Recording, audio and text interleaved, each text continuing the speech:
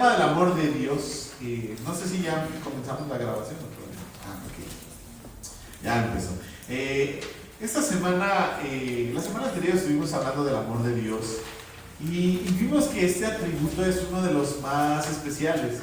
Y no por ser especiales porque es mejor, ¿verdad? Dijimos que es parte de la esencia de Dios. Y hay muchos atributos que forman parte de esa esencia, solamente que es algo que muchas veces he enfatizado y creo que es importante enfatizar y también tener una perspectiva correcta acerca del amor de Dios. Hay muchas distorsiones acerca del amor de Dios y hay muchas unas perspectivas malas acerca de cómo nosotros podemos vivir a la luz del amor de Dios. Y esta lección lo que nos quiere comunicar es eso. ¿Qué significa amor? Si ustedes recuerdan, dijimos que es un atributo divino que mueve a Dios a darse libremente y desinteresadamente a otros para su beneficio o bienestar. De eso hablamos la semana pasada. Y dijimos que íbamos a dividir el amor de Dios en tres aspectos, tres demostraciones. La primera era la demostración con la benevolencia hacia toda su creación. Y hablamos de universo, hablamos de personas, hablamos de animales, hablamos de plantas. Dios ama su creación, Dios sustenta su creación, Dios bendice su creación. Bueno, después vimos, o vamos a ver, y es lo que estamos hablando justamente, que es la segunda, la misericordia, gracia y paciencia de Dios hacia la humanidad pecadora. Y esto lo conocemos también como la gracia común de Dios, que es como Él muestra su amor a todas las personas. Leímos muchos pasajes como Él muestra su misericordia, su gracia y su paciencia para con todos. Pero dijimos que este amor tiene un qué. Si lo podemos decir así, no quiero sonar hereje, ¿verdad? Que el amor de Dios tiene límite. Pero esta misericordia y paciencia para la criatura en vida tiene un día en el cual será llamado a cuentas, tiene un día en el cual se va a culminar, ya sea en la presencia de Dios o en el castigo eterno. Y es lo que nos lleva al tercero. Dios dio a su Hijo para la salvación. ¿Y quiénes son aquellos que van a recibir el amor de Dios de padre o a hijo? Son aquellos que creen, que entienden el Evangelio, que aceptan y que viven una vida para el Señor. Mientras que ese amor de padre a hijo no puede ser real, no es evidente en aquellas personas que no le conocen, en aquellas personas que no creen, en aquellas personas que le han dado la espalda a Dios. Ubicándonos en ese estudio, estamos en esta segunda parte que es las demostraciones del amor de Dios, la misericordia, la gracia y la paciencia, y estamos hablando de la misericordia. Estamos en la página 72, ¿no? 71 72, según yo nos quedamos en el punto 4, ¿verdad? Pero si retrocedemos un poquito, empezamos con el tema de la misericordia de Dios.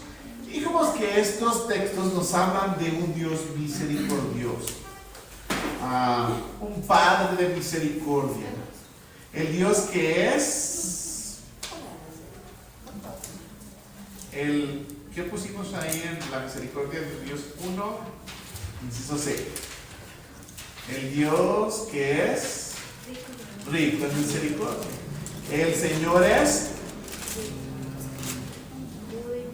muy misericordioso y clemente. Entonces estamos hablando de esto y vamos a regresar, o mejor dicho, vamos a ir al punto 4, que es, según las siguientes escrituras, cómo se revela la misericordia de Dios a su pueblo. ¿Cómo es que Dios muestra su misericordia a su pueblo? Y empezamos con el Salmo 86.5 con Tania. Salmo 86.5. Dice, porque tú, Señor, eres bueno y perdonador y grande en misericordia para con todos los que te invocan. Ok, ¿cómo es Dios? ¿Cómo muestra su misericordia con su pueblo también? Es bueno. Ajá. Todo lo que necesita, su misericordia es grande. Bueno, misericordioso, perdonador con aquellos que le invocan. Muy bien. En Salmo 103, 10 al 14 son algunos versículos. Así que, hermana Mercedes, léanos estos versículos, por favor. Salmo 103, 10 al 14. No ha hecho con nosotros conforme a nuestra iniquidad, ni nos ha pagado conforme a nuestro pecado. Porque como en la altura de los cielos sobre la tierra, engrandeció su misericordia sobre los que le temen. Cuánto está lejos del oriente, del occidente, hizo alejar de nosotros nuestras rebeliones. Como el Padre se compadece de los hijos, se compadece Jehová de los que le temen. Porque Él conoce nuestra condición, se acuerda de que somos polvo. Hasta ahí. Y en estos versículos, ¿cómo encontramos? A ver, entre todos son muchos versículos, no sé si la hermana pudo captar todo, pero ¿cómo nosotros vemos la misericordia de Dios reflejado en esto? Vamos en el versículo 10. ¿Qué nos dice la demostración de su misericordia? La idea general es que no nos paga como nos merecemos, conforme a nuestros pecados. Muy bien, siguiente, en el 11. Bueno, solo dice, nos está dando un ejemplo de cómo es su misericordia. Siguiente, 12. ¿Cómo muestra su misericordia en la segunda parte del texto? Aleja nuestras ¿qué? Nuestras rebeliones, es parte de su misericordia. 13. Compasión. Este versículo nos dice que su misericordia se muestra en la compasión que tiene por nosotros. Bueno, ven que merecemos un castigo y se compadece de nosotros. Siguiente. Bueno, esto solo nos recuerda lo mismo que está diciendo en los versículos anteriores. Entonces vemos un Dios que no nos paga conforme a nuestros pecados, un Dios que se compadece y un Dios que aleja nuestras rebeliones. Muy bien. Lamentaciones 3, 22 y 23. Vamos con Evelyn. Bien fuerte. ¿Cómo se revela la misericordia de Dios en su pueblo en estos dos versículos? Por la misericordia de Jehová no hemos sido consumidos, porque nunca decayeron sus misericordias. Nuevas son cada mañana, grande es su fidelidad. Ok, muy bien. ¿Cómo vemos aquí su misericordia? ¿Alguien? Grande es tu fidelidad. ¿Pero qué dice el primer versículo? Su misericordia. Por la misericordia que... De Jehová. Ajá, pero ¿qué nos dice? No decayó. ¿Cuál es el punto? ¿Cómo se muestra su misericordia? Hemos sido consumidos. Muy bien, que no nos da conforme a lo que nosotros no merecemos. Eso es misericordia. Porque, ¿qué pasó con Ananías y Zafira cuando pecaron? La paga del pecado es la muerte. A ellos, Dios les dio el castigo justo de su pecado instantáneamente.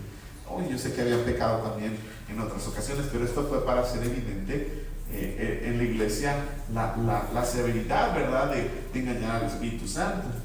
¿Qué pasó con Adán y Eva? Mostró misericordia. Pudo haberlos fulminado en el momento que ellos pecaron y haber creado otro hombre y otra mujer. Pero Él dice que por su misericordia no lo hace. ¿Cuántas veces pecamos? Muchas veces, todos los días. Y por la misericordia de Dios no hemos sido consumidos. ¿Por qué? Por su misericordia. Porque se equivoca, me equivoco, fallamos. Pero Dios sigue siendo misericordioso. Dice el punto 5, según las Escrituras. Entonces, ¿cómo debemos responder a la misericordia de Dios? Si Dios es misericordioso, ¿cómo deberíamos responder? Hebreos 4, 16, ya acuerdo. Acerquémonos pues confiadamente al trono de la gracia para alcanzar misericordia y hallar gracia para el oportuno socorro. ¿Cómo deberíamos responder? Acercándonos. Ay, no tengo miedo de orar, no tengo miedo de ir a Dios, qué malo es, que me va a hacer, mejor no leo porque, no sé, cualquier perspectiva que podamos tener errada de Dios, de tenerle miedo, no tener esa cercanía del Padre e Hijo. No, Dios dice, acércate, justamente, ¿para qué? Para alcanzar misericordia y gracia para el oportuno socorro. Judas 1, 21 al 22, Dan. conservados en el amor de Dios, esperando la misericordia de nuestro Señor Jesucristo para vida eterna. A algunos que dudan, convencedlos. Ajá, ¿cuál sería la respuesta?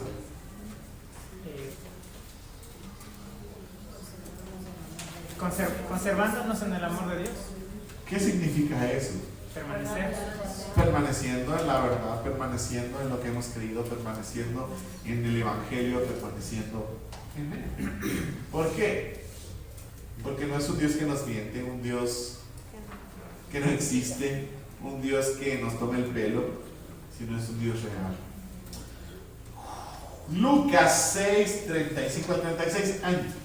Amad pues a vuestros enemigos y haced bien. Recordar. Amad pues a vuestros enemigos y haced bien, y prestad, no esperando de ello nada. Y será vuestro galardón grande, y seréis hijos del Altísimo, porque Él es benigno para con los ingratos y malos. Sed pues misericordiosos, como también vuestro Padre es misericordioso. Yo creo que la clave está aquí. Si Dios es misericordioso, nosotros tenemos nuestra misericordia. Es lo mismo que decíamos del amor, ¿no? En esto se reflejan los hijos de Dios que aman a su prójimo. Entonces, ¿recuerdan esa anécdota que hace la Biblia acerca del perdón? De ese deudor que debía una infinidad grande y se le fue perdonado, pero él no podía perdonar algo insignificante, y esa es la incongruencia de cómo si fue perdonado no puede perdonar algo sencillo, y es lo mismo si fue amado porque no puede amar, si recibió misericordia porque no puede mostrar misericordia, porque algo no ha entendido correctamente. Entonces dijimos, estamos en el punto 2, la gracia, la misericordia y la paciencia de Dios. Ya vimos de la misericordia, pero vamos a hablar del segundo tema, que es la gracia de Dios.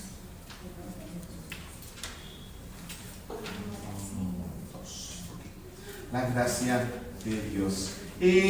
Allí, no tienes que sacarlo, lo voy a leer. Dice así: la palabra gracia, y aquí dice, denota un favor no merecido. Se refiere a la buena voluntad de Dios de tratar a sus criaturas no según su propio mérito o valor, sino según su propia abundante bondad y generosidad. En la gracia de Dios se encuentra una manifestación grande de su amor, y poníamos este ejemplo, ¿verdad? Yo lo hice con mi hijo, pero quizá una persona, no sé, que cometió un delito, ¿verdad? Cometí el delito de una infracción. Es algo muy hipotético porque nunca va a pasar. Pero, bueno, cometí una infracción, entonces misericordia sería no tratarme como merezco. Que sería, bueno, han tenido misericordia. Me han parado muchas veces en México, muchísimas veces me han parado. Y aquí una. Y en México todas me han perdonado. Aquí no me perdonaron, tuvieron misericordia conmigo, porque la ley decía que me tenían que llevar retenido el carro, porque las llantas estaban lisas. Él fue misericordioso, un poquito, al no llevarse el carro, pero no fue misericordioso tan grande porque sí me puso una multa. Pero no me dio lo que merecía. Ahora, gracia es tratarme de una forma, mostrando bondad y amor, siendo que yo cometí una falta. En este caso, si el tránsito me hubiera dicho, mira, yo le dije, ¿sabes qué? Es que estoy ahorita, no me había dado cuenta, le dije la verdad, no le había puesto atención y estaba batallando un poquito todavía por la de la matriculación. ¿Y qué tal si me hubiera dicho, ¿sabes qué? No te preocupes, te voy a llevar a cambiar las llantas y yo te las voy a pagar para que no tengas este problema? ¿Cuántos tránsitos hacen eso? Al contrario, ¿verdad? Los que hay que quitar. Pero eso es una muestra de gracia. Eso es lo que Dios hace con nosotros. Es como ese tránsito que en lugar de ponernos la multa nos lleva no solamente a cambiar las llantas, sino a comprar un carro nuevo, porque nos da lo mejor. para nuestro beneficio y para su honra y su gloria. Esa es la idea de gracia. Dice, ¿cómo se describe Dios en los siguientes textos? Ahora sí, Angie, Salmo 145, 8. Clemente y misericordioso es Jehová, lento para la ira y grande misericordia. Muy bien, dice aquí, la primera palabra es clemente, que es la que debemos de llenar. Dice, proviene, la palabra clemente proviene de la palabra hebrea bueno, no sé cómo se pronuncia, que traducido es lleno de gracia. A veces las traducciones no ponen sinónimos o algo así, pero miren, la idea o la raíz de esta palabra clemente quiere mostrar una abundancia de gracia. Es ese Dios que nos trata de esta manera. Primera de Pedro 5:10, hermana Isabelita. Más es el Dios de toda gracia, que nos llamó a su gloria eterna en Jesucristo. Después que hayas padecido un poco de tiempo, el mismo es perfección, afirme, fortaleza y establece. Muy bien. Entonces, ¿cómo se le llama a Dios en este versículo? El Dios de toda gracia. Y nos habla de su obra, que nos llamó a su gloria eterna en Jesucristo. Según Isaías 30:18, ¿cuál es la actitud hacia todos los hombres y especialmente hacia su pueblo? Isaías 30:18. Hermano Luis. Palabra de Dios en el libro de Isaías 30:18 dice: por tanto Jehová esperará para tener piedad de vosotros, y por tanto será exaltado teniendo de vosotros misericordia, porque Jehová es Dios justo, y bienaventurados todos los que en él confían. Muy bien, regresamos a la primera parte, gracias hermano. ¿Cuál es la actitud de Dios hacia los hombres y especialmente hacia sus hijos? Dice que es esperar, piedad y misericordia. Estos textos pueden como referirse a la misma idea, ¿verdad? Porque yo creo que aunque sí hay diferencias entre gracia, misericordia y paciencia, yo creo que esto está relacionado dentro de la palabra amor. Entonces vemos ahí cómo el amor de Dios y específicamente su gracia se manifiesta en su paciencia para tener piedad de vosotros y mostrar misericordia. Dice ahí Juan 1:14 y 16 al 17. ¿Quién o qué es la manifestación más grande de la gracia? ¿Cómo es que nosotros podemos ver a Dios, verdad? Pues de manera física no le podemos ver, Dios es espíritu, pero en carne sí le pudieron ver. Y esas personas escribieron, y nosotros a través de la fe y a través de lo que la Escritura nos dice de cómo era y cómo vivió, podemos decir en cierto sentido que a través de Cristo y de su Hijo encarnado podemos ver la manifestación más grande de misericordia y gracia. Hermana Gloria, Juan 1:14, es un versículo bien conocido.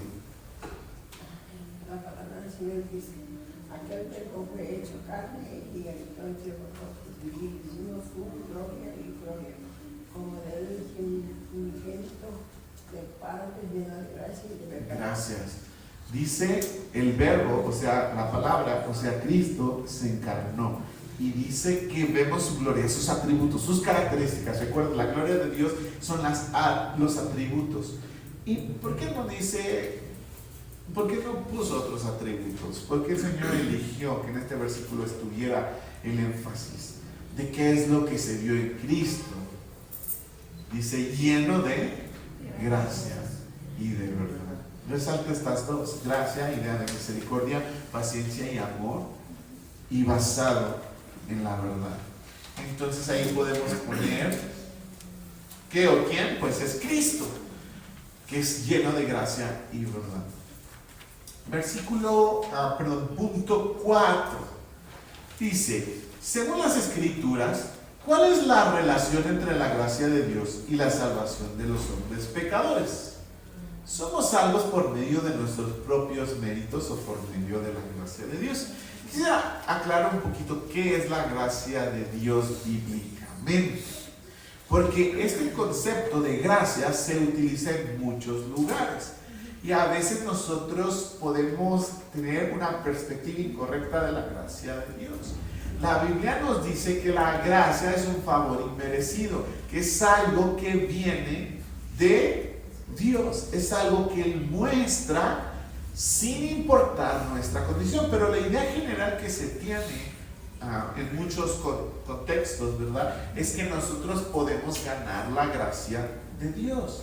Y entonces dicen, les llaman algunos medios de gracia en los cuales nosotros podemos obtener, ¿verdad? Algunos se dice, por ejemplo, el medio de gracia es el bautismo. Si no me bautizo, entonces no obtengo la gracia de Dios, entonces por tanto voy al infierno. Algunos hablan de la gracia de Dios, la cena del Señor, la Eucaristía. Vamos a recibir la gracia de Dios. Entonces dicen, sí, la salvación es por gracia, pero cuando investigamos a qué se refiere con gracia, lo relacionamos con lo que nosotros hacemos para obtener la gracia de Dios. Pero la Biblia no habla de eso, de la gracia de Dios. La gracia de Dios es lo que Él hace por nosotros, sin importar lo que nosotros somos o hacemos. Y ahí viene la diferencia. ¿Por qué? Porque gracia es favor no merecido. Lo otro sería por obras. Y justamente es lo que dice Efesios 2, 8 y 9. Génesis. ¿Me ayudas leyendo, por favor? ¿Cómo es la salvación? Por más que te esfuerces, por más bueno que seas, no vas a alcanzar. Génesis, y a la que sigue te doy el Jordan. Porque por gracia sois salvos por medio de la fe, y esto no de vosotros, pues es don de Dios, no por obras para que nadie se glorie. ¿Cuándo va a ser lo suficiente bueno un hombre para ganarse la salvación? Nunca. Por eso dice, por gracia sois salvos. Y regresemos un poquito antes. Mire lo que dice, y esto no es de vosotros. La gracia no es algo que puedes ganar. Es un don, es un regalo de Dios, es algo que Él te da. Y si te quedó dudas, al final vuelve a decir, no por obras, para que nadie se glorie. Entonces, ¿cómo juegan las obras en el papel de la salvación? ¿Cuál es el papel de las obras en la salvación? Estrictamente hablando. Las obras son una manifestación de que somos salvos. Muy bien. Estrictamente hablando sería ninguna. Pero es el resultado, como lo que dice. Quería enfatizar esos dos aspectos. Estrictamente hablando, las obras no juegan un papel en la salvación, porque es algo que Dios nos da, pero sí son el resultado de un nuevo nacimiento, que es lo que hemos tratado de compartir en 1 Juan. Muy bien. Segunda de Timoteo 1:9. ¿Puedes ayudarnos, Jordan? Voy a sentar un poquito. Quien nos salvó y nos llamó con llamamiento santo, conforme a nuestras obras, sino según el propósito suyo y la gracia que nos fue dada en Cristo Jesús antes de los tiempos de los siglos. Muy bien, el llamamiento está hablando de la salvación anteriormente, no está hablando de llamado al servicio. Dice que nos llamó, salvó y llamó con llamamiento santo. Su salvación viene a través del llamado que nos hace. Y mira cómo es. No conforme a nuestras obras. Hermano, nadie tiene la facultad, ni el derecho, ni la bondad de merecer ser llamado por Dios para Dios. Porque no hay nada perfecto, puro en nuestro corazón fuera de Él que merezca ser rey. Y eso es lo más asombroso de la gracia de Dios, porque reconocemos que no es nuestro esfuerzo, no es que Fui salvo porque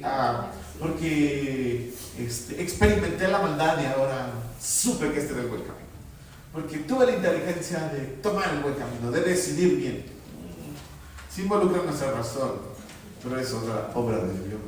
Y debemos darle la gloria a Él por lo que Él hace en la salvación. Número 5. Según las siguientes escrituras del libro de Efesios, ¿cuál es el grande y eterno propósito de Dios en la salvación de los hombres pecadores? Según Efesios, ¿cuál es el grande y eterno propósito de Dios?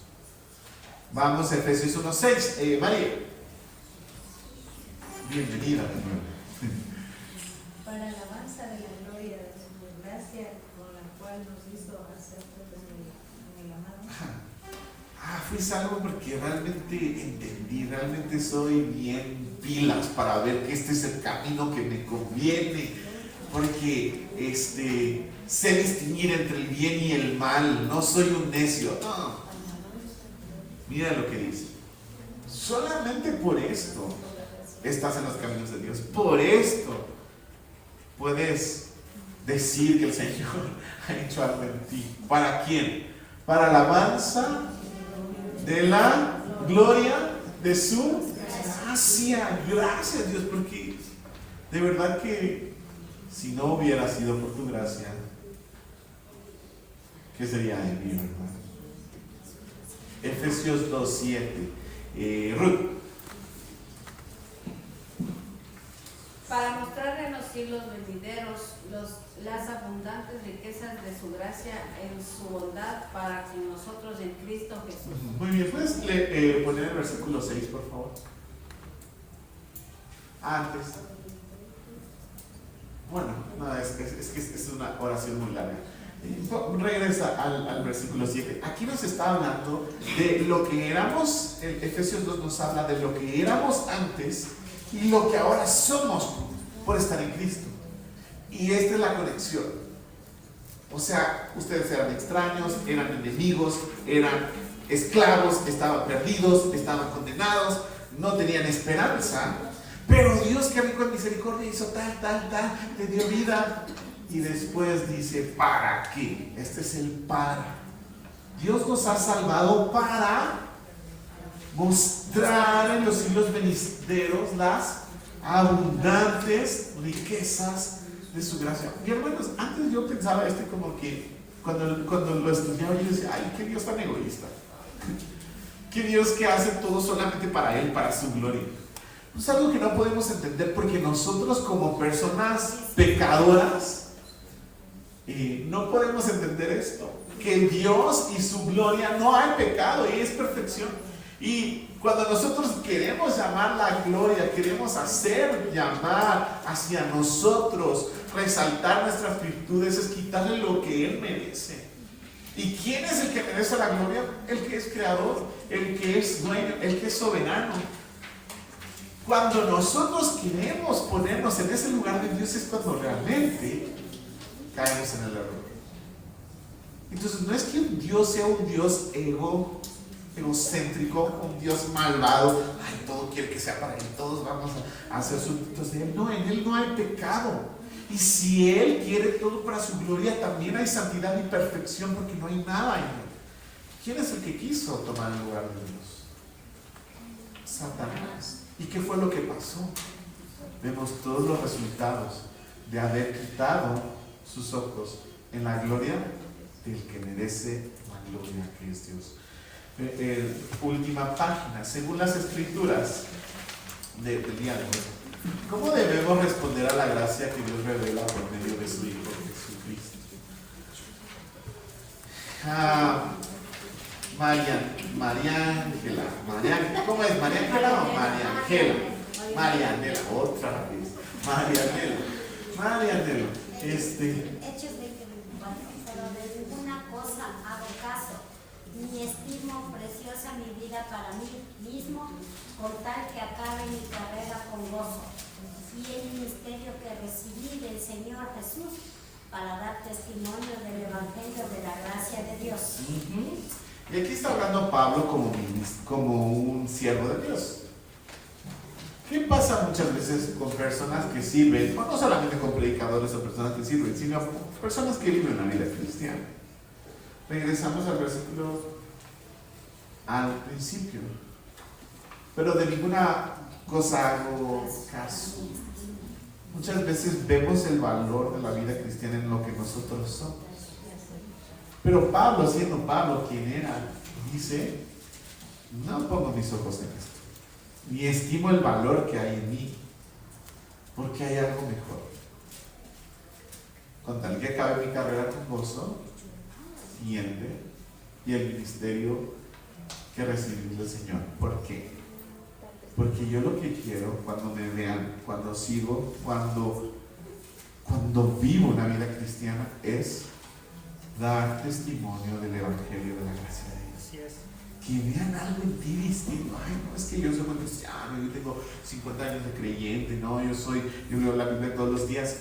O sea, son cosas muy buenas. Pero el Señor no espera que nosotros estemos levantando nuestro cuello para dar testimonio de esto, sino que otros puedan ver por nuestras acciones. Y aquí es lo difícil, ¿no? Porque nos cuesta luchar. Pero Dios llega a la gloria cuando pecadores, personas simples y sencillas como nosotros que luchan, son transformadas a la imagen de su Hijo. Romanos 6, 1 al 2.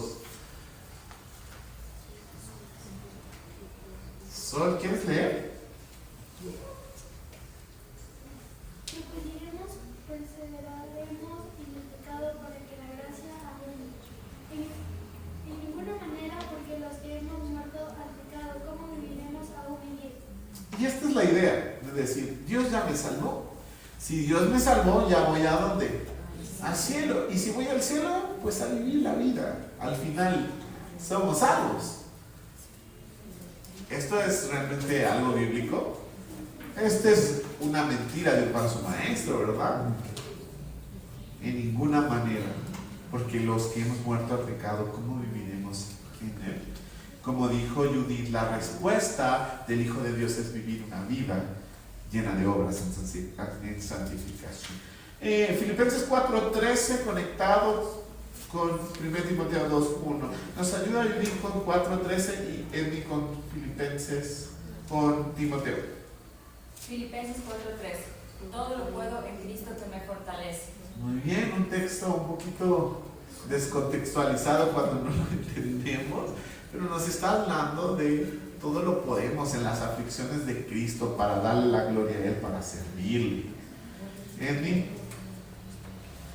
Tú pues, hijo mío, esfuérzate en la gracia que es en Cristo Jesús. ¿Qué significa esforzarse en la gracia? Puede ser que A ver, la fe. o sea, yo iba a decir fortalecernos en la gracia, porque a veces cometemos errores que nos quieren alejar de Dios y no queremos volvernos a acercar, entonces tenemos que fortalecernos en la gracia de Dios y acercarnos sabiendo que si nos arrepentimos de corazón Dios nos va a perdonar. ¿Sí? ¿Alguien más? ¿Alguna idea? Esfuérzate en la gracia. También demostrando esa gracia con nuestro prójimo, o sea cual sea la actitud de los demás, a la final demostrar la gracia que Dios nos da. Y como que parece una contradicción. Esforzarse como que no tiene mucha relación con gracia. Yo lo que entiendo es esfuérzate en seguir dependiendo de la gracia de Dios. Esfuérzate en que no dependa de ti. Esfuérzate en depender de ese Dios, como dice, para salvación. Decía, para arrepentimiento de pecados, como dijo Yumi. Con fe, como dijo Ruth. Mostrando que no es por ti, sino es por lo que el Señor hace en ti. Tito 2, 11 al 13. Robert.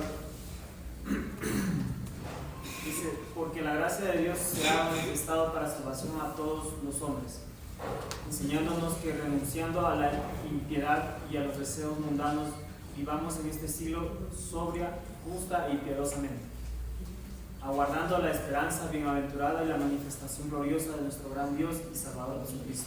Ok, ¿cuáles son las tres cosas que nos dice que tenemos que hacer en este versículo en vista a la manifestación de la gracia? Aguardando. Antes. Ahí va, la primera. Dice, la gracia nos enseña a, esos son los gerundios. ¿Cuáles son las dos? Renunciar al pecado, a la impiedad y deseos. Y la otra es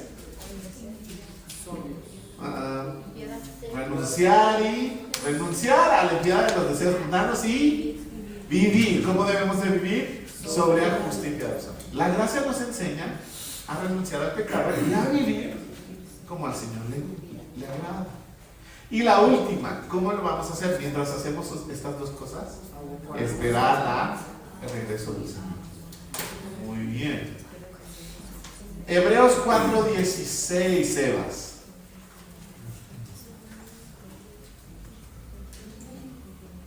Acercamos pues confiadamente al trono de la gracia para alcanzar misericordia y hallar gracia por el oportuno socorro. Este ya lo habíamos leído, lo leí ya por, ¿no? ¿Cuál es la respuesta? Acercarse, ven con confianza. Bueno, viene con nosotros Emi, Jessica. Muy bien, ¿es tu hermana? ¿Sí?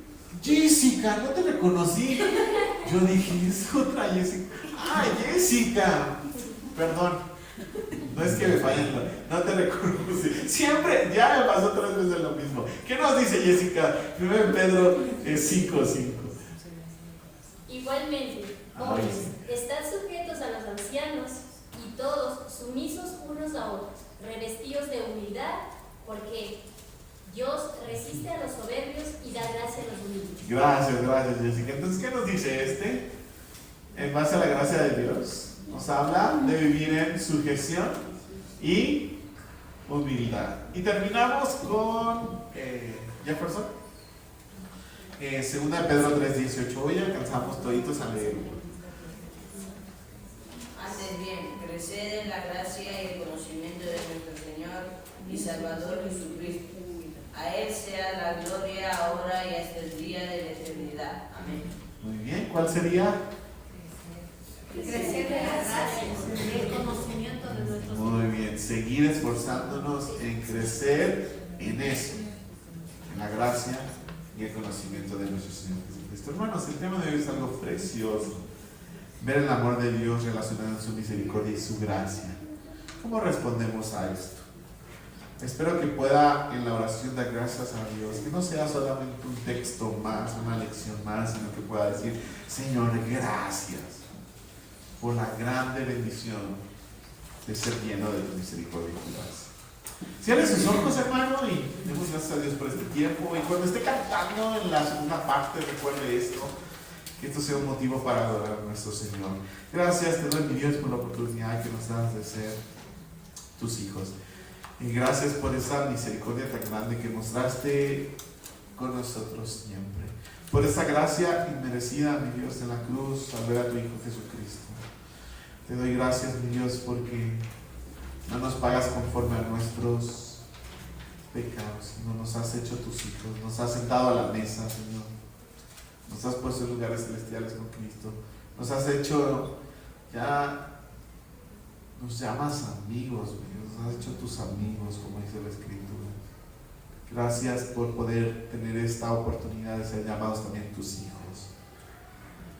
Ayúdanos a tener en mente esto, agradecer por la gran bondad que has hecho en nuestras vidas, y el Señor sigue tu obra en la vida de cada uno de mis hermanos. Que pueda verse esa gracia, ese amor reflejado en misericordia, gracia y paciencia hacia otros. Gracias te doy, Cristo Jesús. Amén.